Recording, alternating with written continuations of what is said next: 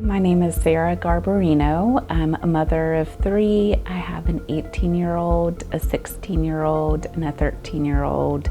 I'm also a counselor in a middle school, so I'm in the middle school all day working with kids, sitting at a desk, walking the hallways and meetings, up and down, a pretty active and busy life. I was raised to be a really strong woman. I was raised to believe that I can do anything that I want to do. I noticed that I was having pain down my left leg and my left glute area. It actually had been going on for quite a while. I just thought maybe rest would help, ice would help, heating pads, ibuprofen, that kind of thing. And the pain just didn't get better. And it in some ways got worse and was persistent. And eventually I just had to make the resolution to myself, it's just time to call, it's time to make an appointment, it's time to take care of me. And so luckily I was able to get in pretty quickly and learn that I had spinal stenosis, and that felt really overwhelming and really scary. I wasn't sure what was going to happen. I was definitely not ready for surgery yet. So I did physical therapy twice a week for about 2 years. And it did help. I got stronger. I did have some resolution of my symptoms. But pretty much every night, by the end of the night, my husband would need to put the kids to bed. I would need to get in bed. I could barely walk. I could barely stand. Every single day I was in pain. Every single day I was very uncomfortable by the end of the day. I couldn't sleep through the night very well.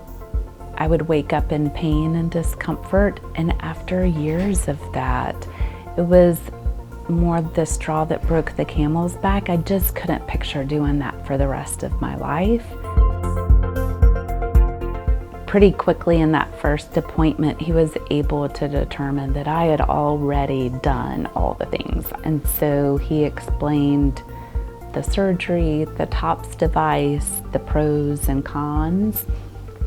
And I actually just knew from the beginning that if I could have the TOPS device, that is what I wanted.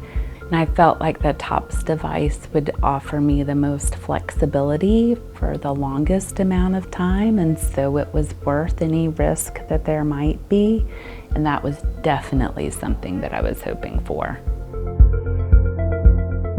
I woke up from the surgery, and even that very first day, physical therapy came to the room. I'm still a little groggy, but I do remember working with the physical therapist. I remember being on the walker. I remember taking several steps in the hallway, and I had absolutely zero pain.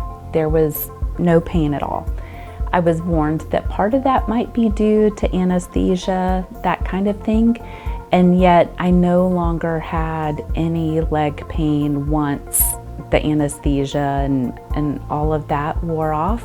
In fact, I did so well that physical therapy didn't have me on their schedule to come back and see me because I was walking so well.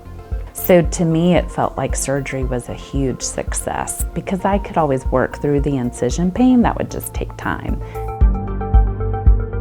Now that I was getting up and about the house, in fact, I used a walker for the first several days to make sure that I had stability and to make sure that I wouldn't fall, but very quickly I was moving around the first floor of my home very well. And so then quickly my muscles were able to become strong and flexible as opposed to tightening on me. I do remember specifically that I started a new job 8 weeks later, and that included going on a retreat with all the middle school students, sleeping in cabins, having a suitcase, eating, in the dining hall, a pretty active retreat in the mountains, and that was just about 8 weeks later. Really, I had to tell my coworkers that I had surgery. No one ever would have guessed that I did. want all their stories about their mom when they're growing up. This part will make me tear up, but a mom who's part of all the stories and not just sitting on the sideline out of fear or out of pain. I'm young, I think I'm young. I want to be active with my kids. I want to still be able to hike and camp and be an active grandmother one day and be able to get on the floor. I want to be able to do all the things. I don't want to throw in the towel at almost 50. I know that without the top surgery, I wouldn't be as active and flexible and pain-free as I am today. I have no question about that.